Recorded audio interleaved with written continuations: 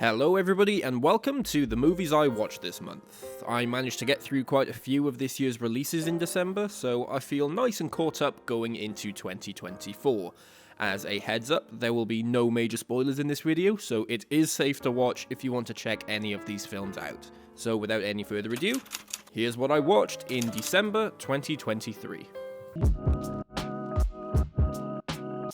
Paul Thomas Anderson's Licorice Pizza is a startlingly realised vision of 1970s Los Angeles where everything is a battle and Hollywood reigns supreme. Alana and Gary are both super captivating protagonists for seemingly opposite reasons. Cooper Hoffman imbues Gary with a pleasant and reassuring charm, where Alana Haim's character is far more reserved and prickly, but seems to use that as a shield to mask her true feelings. The film has a super relaxed pace about it. It's not in a rush to get to where it's going, it just coasts by, allowing the story to unfold when needed. I think the plot found itself stuck in a loop after a while though, where the characters just seem to keep repeating the same arc over and over again. Alana flirts with another guy and Gary gets jealous. This happens at least 3 times and by the end it was a little tiresome. But the most interesting thing to me was the couple's dynamic with each other and how their age played a part in that. He's 15, still in school but mature for his age, and clearly can't wait to be an adult. He's already scheming enterprise and business ideas and using the money from his acting career to give himself a head start, even employing his mother to work for him. She is 25 and is afraid that she's already peaked. There's a paranoia there that her life has been wasted up to this point, so every man that she latches onto becomes a potential way out of this spiral for her. The two try to tiptoe around each other before realizing that their lives have become intertwined. I enjoyed the ride, the soundtrack was great, and the characters was super appealing to me, but the ending ultimately left me reeling as it seemed to contradict what I thought the actual point of the movie was. I know this sounds a little crazy, but I genuinely think that The Muppet Christmas Carol is not only one of the best Christmas films, but is the best cinematic adaptation of Charles Dickens' universally acclaimed novella. Michael Caine is pretty fantastic in this movie, and it goes to show just how capable of an actor he is. He's believably cold, callous, and ruthless in the first act, but handles Scrooge's change in mindset so well that I am 100% on his side by the conclusion. I believe he once said that despite the Muppets running around, he was going to treat the role as if it were a straight drama, and I honestly believe that is what makes this movie. It would be so easy for the silly puppets to steal the show and turn everything into a laughingstock, but they never do. It's Scrooge's story and everybody's here for it. That's not to say that the Muppets are pushed to the background though. Gonzo works great as the story's narrator, although Rizzo can be a bit annoying after a while. Statler and Waldorf are memorable as Marley and Marley. Whoa! And who can forget Robin as Tiny Tim? I appreciate that the film allows 53 minutes to pass before introducing Miss Piggy because I hate her guts and I'd prefer her if she were bacon. Special shout out to the adorable little bunny Muppet that looks so happy at the end when Scrooge throws him some money to buy the turkey. He's my favourite. But the Muppet Christmas Carol is just a yearly tradition for a grumpy old humbug. Is there any better praise than that?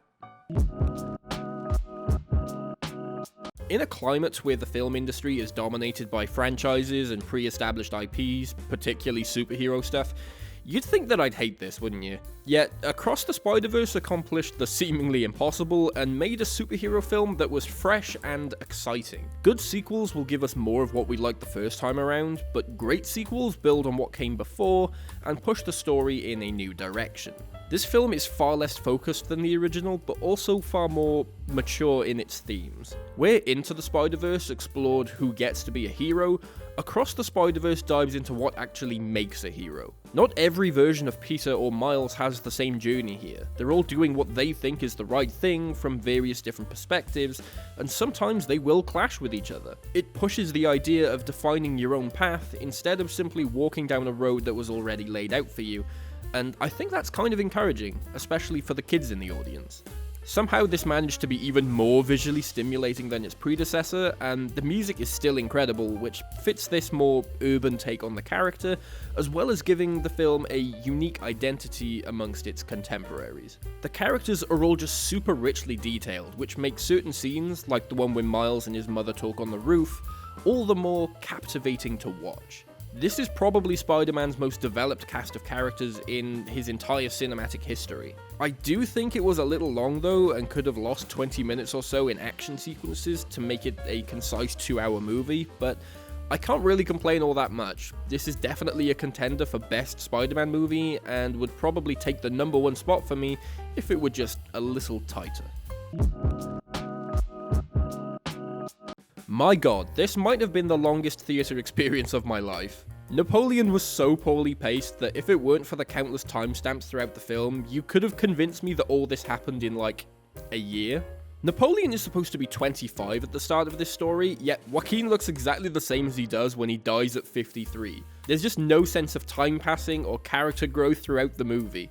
There are tonal issues galore, with several moments that made me audibly laugh in the theatre. I'm not exactly sure how intentional these sections were, because the film takes itself so seriously most of the time, but there are parts with unexpected physical comedy, like a chair falling over with a cartoonish thud after an outburst, and awful lines of dialogue like, "They think they're so great because they have boats." I must admit, the battle scenes were visually striking and conveyed an intense sense of scale, with thousands of soldiers dying on the battlefields.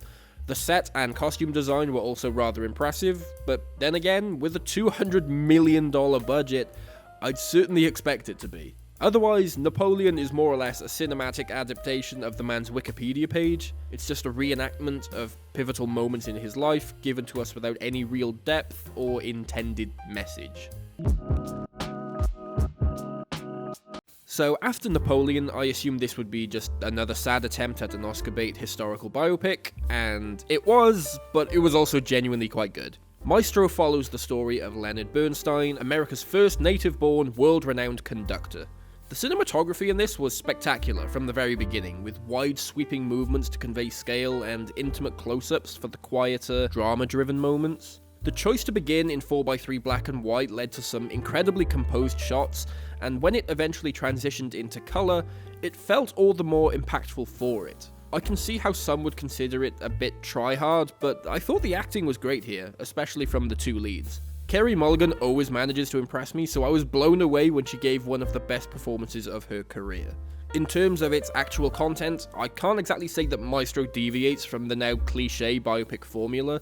There isn't anything here to surprise you, but it does what it does really well. The pacing is handled far better than Napoleon's, since each gradual jump in time is clearly communicated to the viewer through aging makeup, colour grading, fashion styles, the cars being driven, and more.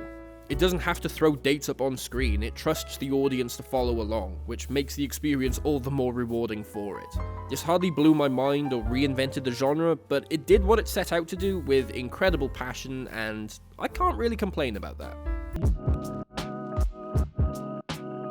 A lot of movies, particularly Christmas movies, try to go for that warm and cozy feeling that's the equivalent of a cinematic woolly blanket and a bowl of soup. But Alexander Payne's The Holdovers might just be the best example of that since The Muppet Christmas Carol. The film is about a grumpy old teacher who's forced to stay at school over the Christmas period in order to look after the students that don't have anywhere to go. And it's super obvious that the director loves these characters. Even when Paul Hunnam is being a dick to his class, he's still oddly likable. At no point are you rooting against him. To go hand in hand with its stylings, the film feels as if it were plucked out of the 70s, with its melodramatic performances and cultural setting surrounding the Vietnam War. The story does have its fair use of cliches, but manages to include fresh twists that take the plot in unexpected directions. The way it handles certain details later on are surprisingly mature and heartfelt, which only goes to give the thing an even further sense of companionship. Both of our leads, Mr. Hunnam and Angus, are lonely souls that feel lost in life. The two for differing reasons, but this is the thing that ultimately ends up bringing them together. Sure, they start their journey bitterly despising each other's presence, but eventually they find solace in each other's company. There are things for them to bond over and heal in their own ways, and by the climax, they end up understanding each other and themselves far better. I can't recommend this enough. Definitely go check it out if you can. It'll likely become a new addition to your holiday season movie rotation. It'd be easy to think that Anatomy of a Fall would have nothing new to bring to the table, since most courtroom dramas typically unfold in the exact same way. However, this is a film that prioritizes the people instead of the juicy details of the story. The plot follows a family whose life is turned upside down when the father is found dead outside, and the only other people nearby being the mother and her blind son. The film might have one of the most honest depictions of a couple I've ever seen in how their fights escalate from something small and insignificant into a full-on blowout that leaves the pair reeling. It explores how resentment can build from seemingly small things and cause a slow descent into detachment. We've all exaggerated one thing or another when arguing with someone we care about, but we never stop to consider how those things will sit with the person after you've both calmed down. I'm not gonna lie, I was afraid that a twist ending was coming that would derail the entire message of the movie, and I was holding my breath to the very end, hoping it wouldn't happen. Gladly, it doesn't. Director Justine Triet was mature enough to let her film speak for itself, and as it stands, this is a story about character, not mystery. The acting from Sandra Huller perfectly encapsulates the complete panic, dread, bitterness, concern, and relief that her protagonist would be experiencing in that moment. Sandra is a real person with real feelings. The question that's inherent to the main plot, did she kill her husband, is always up in the air. We feel like we know her pretty well by the end, but the answer is always in doubt. Yet, Anatomy of a Fall bypasses any dramatic reveal because it simply isn't the point. I'll admit, I liked this far more than I thought I would. When I wasn't completely distracted by how hot Jude Law is, I found myself invested in at least half of the film's story. Unfortunately though, there lies the problem for me. The Holiday feels like two different movies with similar concepts that have been stitched together, the Kate Winslet plot and the Cameron Diaz plot. The former is significantly more interesting and captivating to me, where the latter is a little derivative and relies more on cliches. Iris's story had a deeply embedded depth to it, and tackled the idea of having respect for oneself and learning to live for you rather than for someone else. Her whole relationship with Arthur hammered that home for me. It wasn't about her finding new love, it was about learning what really matters to make yourself happy. Amanda's half of the film seemed to fall more in line with traditional American rom-coms. Despite Jude Law's charisma, this plot felt a little more shallow and essentially boiled down to attractive woman finds an attractive man to replace her previous attractive man that cheated on her.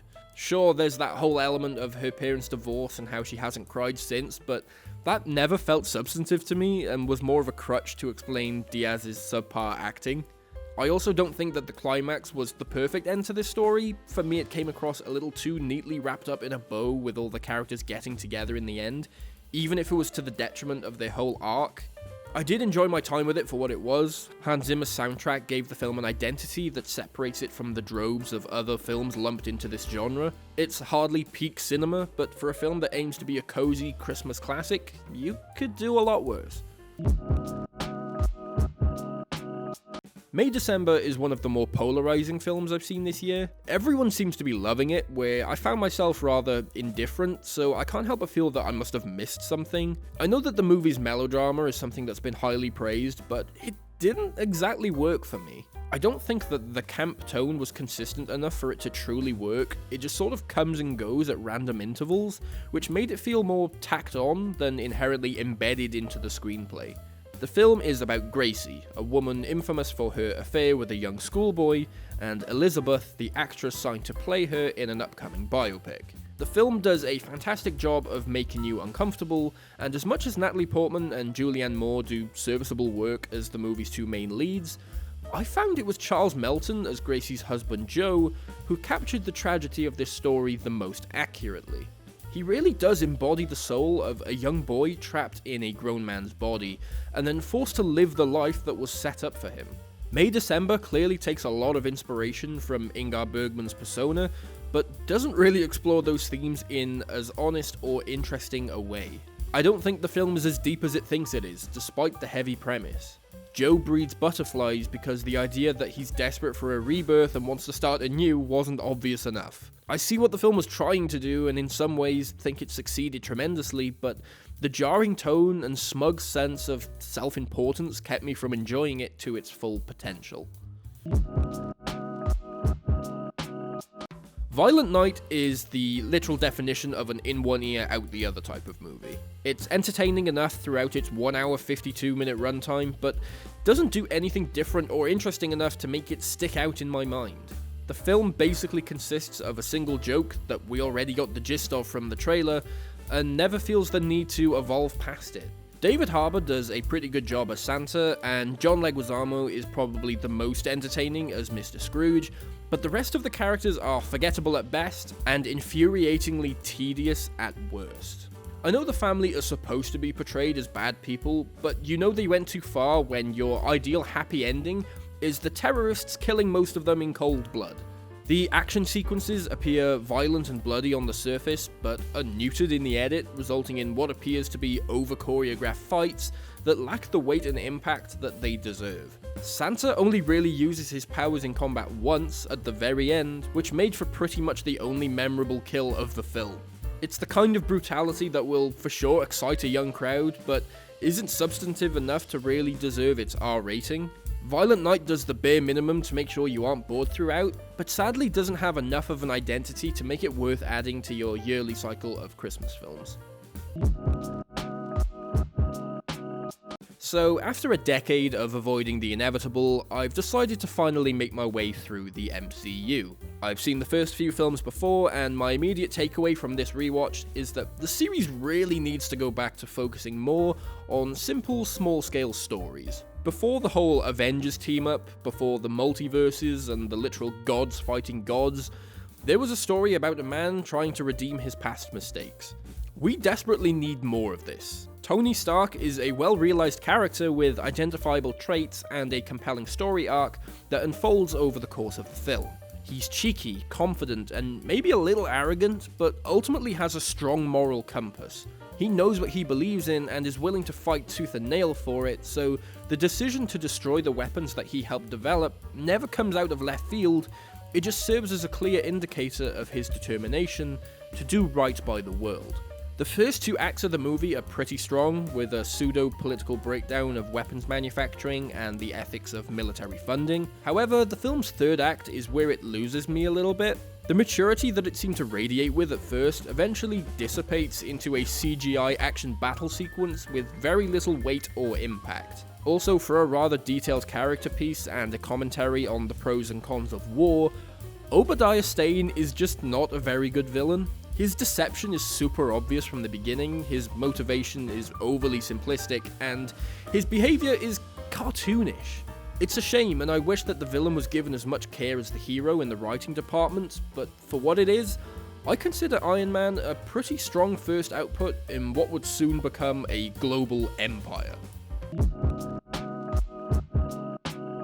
It's always a joy to watch an adaptation where you can clearly tell the writer was a massive fan of the original work, and Greta Gerwig's take on Little Women just radiates that energy. Her love and understanding of these characters runs so deep that it would have been impossible for it not to show. The entire March family are captivating in their own unique ways. Not only do they each have their own separate and distinct wants and desires, but when they all come together in each other's company, you can just tell they're happy to share the room with each other.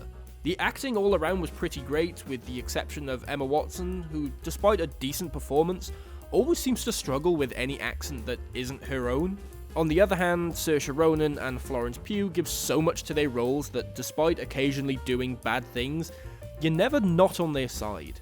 Gerwig also has a clear talent for including social commentary in her movies, typically something about the female experience, without ever making it feel like you're being lectured. Her knowledge of the subject matter and her intelligence as a director ensure that she's never responsible for something like this.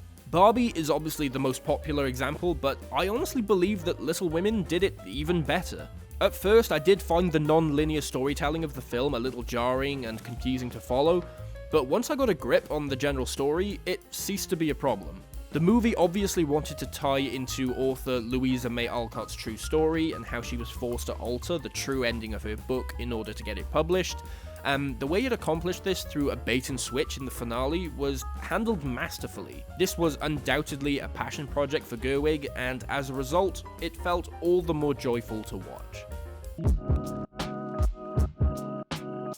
You Should Have Left is a movie that was ultimately doomed to fail. What immediately hooks viewers in is the premise of a strange house that mysteriously alters its layout to trap the inhabitants inside. Scary stuff.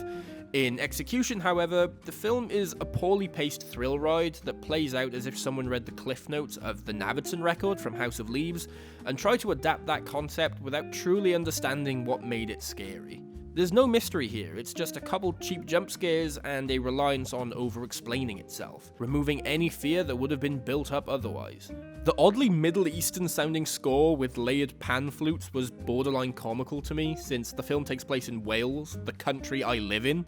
The movie makes the place out to be a distant land where the rules of reality don't apply and the people are uncouth, only half of which is true. That said, despite the pretty poor handling of the horror aspects, I did enjoy the family dynamic between Theo, Susanna, and Ella. There was a point where I kind of wished I was just following the marriage troubles of this couple, having to protect their child from the harsh reality of it all, only I kept getting pulled back to the house every 5 minutes. Considering I wasn't really a fan of the direction that the story took in the final act and how it explains the cause of all the chaos, I did appreciate the way it all wraps up. It's nice to have consequences for things that the characters do, and it's just the cherry on top when they've come out of their journey having learned something. Not exactly a good movie, but I'd watch it again, so there's that.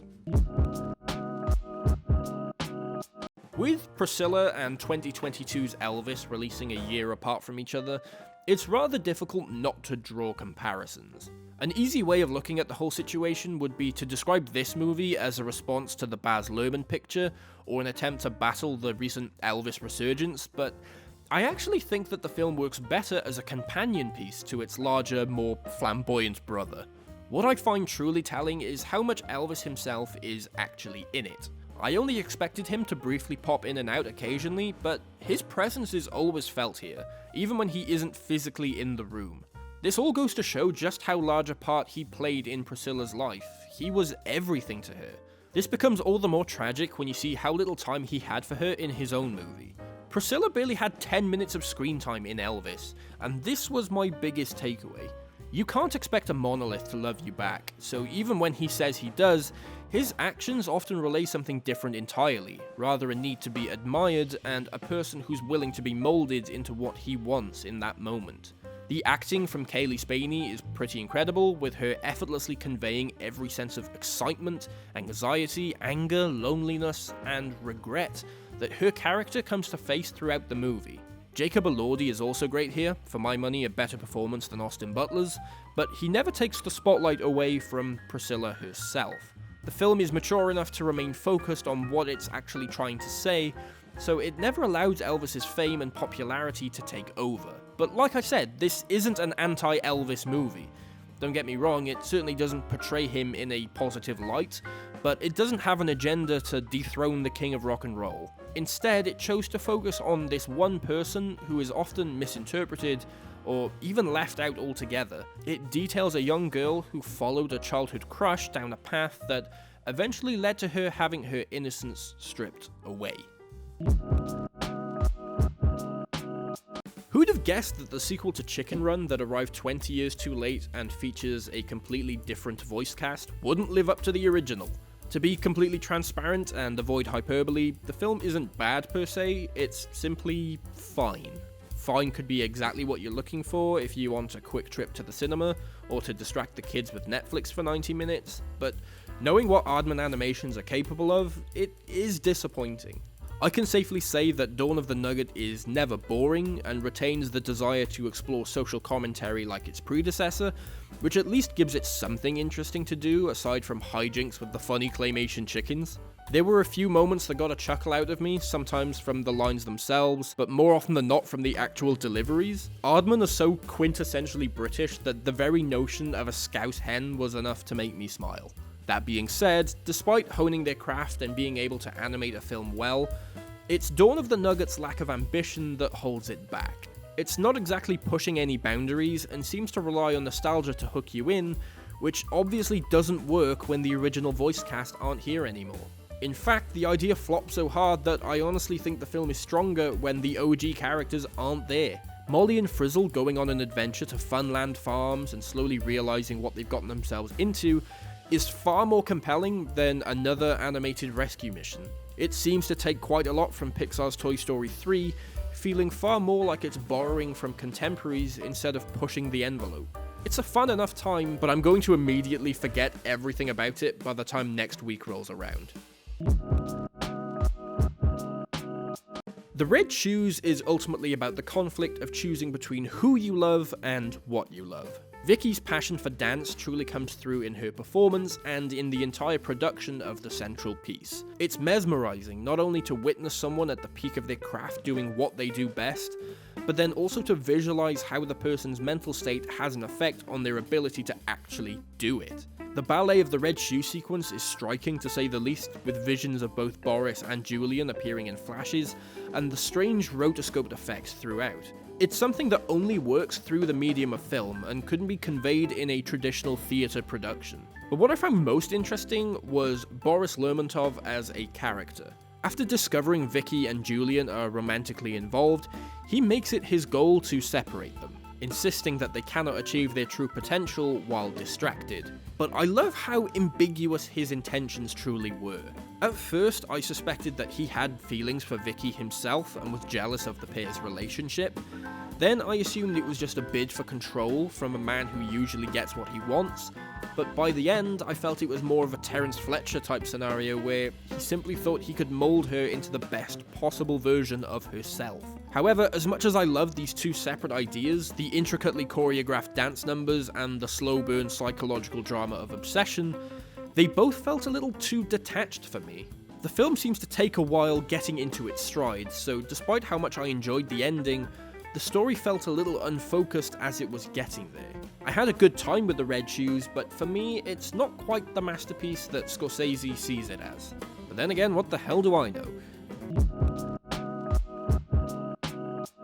I think Ethan Hawke said it best when he described Before Sunrise as what could be, Before Sunset as what should be, and Before Midnight as what is. Once you bypass all the captivating romance of a single night together and you flash forward 2 decades, you're left with the very real issues and concerns that couples will have in their mid-40s. This isn't pessimistic or a downer way to conclude the trilogy.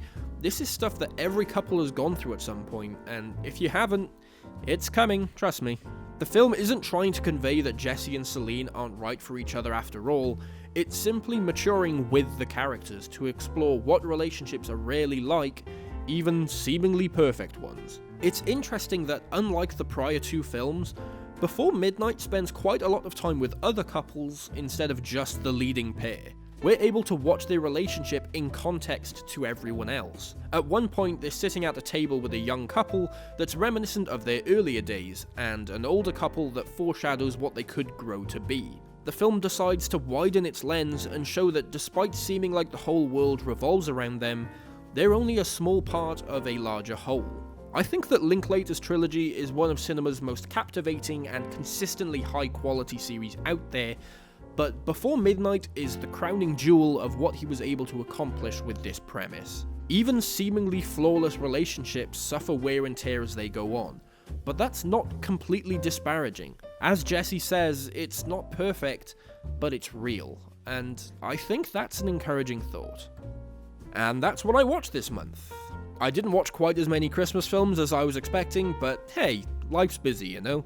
Let me know what you watched this month, what do you think of the movies I saw, pop them down in the comments and I'll be sure to check them out when I can. Be sure to follow me over on Letterboxd to keep up with my film exploits, and thank you very much for watching. I'll see you next time. Bye bye.